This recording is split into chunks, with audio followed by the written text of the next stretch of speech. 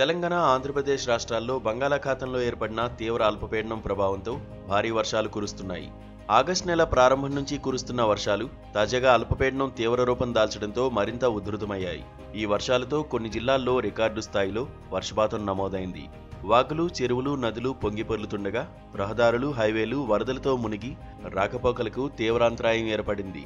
ఈ పరిస్థితుల్లో ప్రజలు అప్రమత్తంగా ఉండాలని వాతావరణ శాఖ హెచ్చరికలు జారీ చేసింది.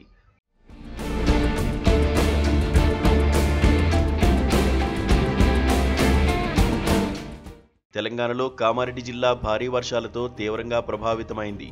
3 గంటల్లోనే రాజంపేటలో 418.3 మిల్లీమీటర్లు, కామారెడ్డి మండలంలో 266 మిల్లీమీటర్ల వర్షపాతం నమోదైంది.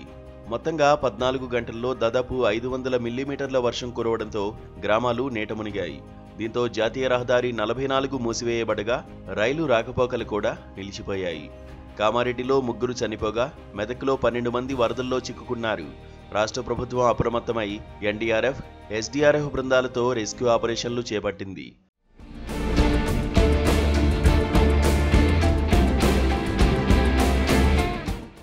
హైదరాబాద్లో కూడా 2 రోజుల నుంచి జోరుగా వర్షం కురుస్తోంది. ఇవాళ 8 జిల్లాలకు ఆరెంజ్ అలర్ట్, 24 జిల్లాలకు ఎల్లో అలర్ట్ జారీ చేయగా భారీ నుంచి అత్యంత భారీ వర్షాలు కురిసే అవకాశముందని వాతావరణ శాఖ తెలిపింది. ఆంధ్రప్రదేశ్లో కూడా అల్పపీడనం ప్రభావంతో గత కొద్ది రోజులుగా భారీ వర్షాలు కురుస్తున్నాయి. శ్రీకాకుళం నుంచి చిత్తూరు వరకు విస్తృతంగా వర్షాలు పడుతున్నాయి. ముఖ్యంగా కోస్తా జిల్లాలు తీవ్రంగా ప్రభావితమయ్యాయి. ఇవాళ అల్లూరి సీతారామరాజు, ఏలూరు, ఎన్టీఆర్ జిల్లాల్లో భారీ వర్షాలు, పార్వతీపురం, మన్యం, కోనసీమ, గోదావరి జిల్లాల్లో మోస్తరు వర్షాలు కురిసే అవకాశముందని ఏపీ విపత్తు నిర్వహణ సంస్థ తెలిపింది.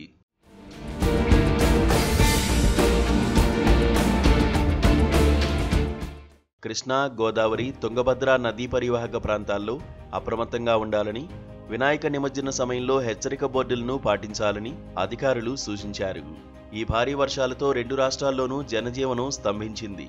అధికారులు నిరంతరం పరిస్థితిని సమీక్షిస్తూ ప్రజల భద్రత కోసం అన్ని జాగ్రత్తలు తీసుకుంటున్నారు. మరో 2 రోజుల పాటు వర్షాలు కొనసాగే అవకాశముందని ప్రజలు జాగ్రత్తగా ఉండాలని వాతావరణ శాఖ సూచిస్తోంది. Well